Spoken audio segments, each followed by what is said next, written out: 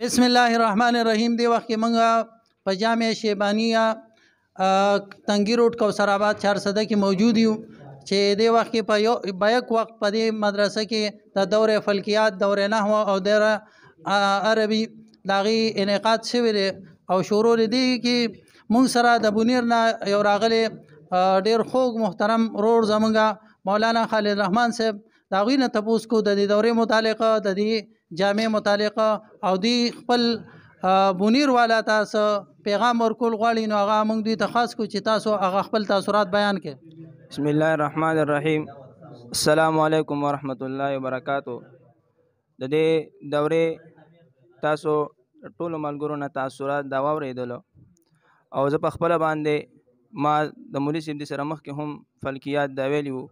د دوی دغه مدرسې نه سیدنا صدیق اکبر د هغې نه زما فراغت هم شوی دی.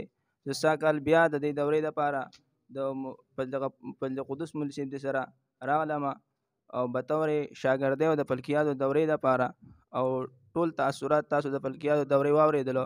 زه خصوصي توګه باندې د 400 د ټولو ملګرو شکریه دا ادا کوم او بیا د هغې نه وروستو زمونږ د بونیر چې څومره مدارس دي علما کرام دي هغوی ته دا میسج ورکوم چې زمونږ او ستاسو سره داسې یو هیره موجود ده چې د فلکیاتو یو ډیر لوی مهارت لري. هغو پسې د نورو ضلعو نه او د نورو صوبو نه دا ټلیفون کیږي. د دې نه مخکې د کابل نه افغانستان نه یو ملګري ټلیفون وکړو چې تاسو دورې دپاره دا راشئ، خو هغو ورته وویل چې موږ ته 400 کې وړومبې دا فرمایش شوی دی نو موږ به هلته ځو. بیا بل کال د انشاءالله ترتیب دا به جوړو. نو زه د بونیر مدارسو ته د بونیر محتممینو ته دا خصوصي درخواست کوم چې زموږ سره دا د فلکیاتو په دې فن کې یو ډېر لوی مهارت لري نو مونږ په خصوصي توګه باندې د هغه سره خپل تعلق قایم کو او په دې فن کې د مهارت دپاره خپل طلباو مخکې چلولو دپاره دوی خپل مدرسې ته راوغواړو او په شپږو ورځو کې په یو هفته دوو کې دا دوره کیږي او هغوی پوره اسانۍ سره طلباو ته دا ښایي او هغوی سمجاوي.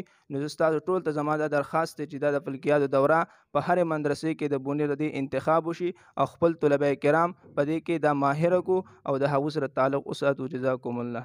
جزاک الله. ماشاءالله مولانا خالد رحمان صاحب ډیر ښه پیغام د بونیر خلکو ته ورکو چې تاسو سره داسې هیره ده چې په ټول ملک کې د هغه نه مطالبه کیږي چې تاسو راشئ موږ ته فلکیات وښایئ، خو د بونیر خلک د دغې نه ناخبره دي نو د دوی توجه دې طرف ته مبذول کړله.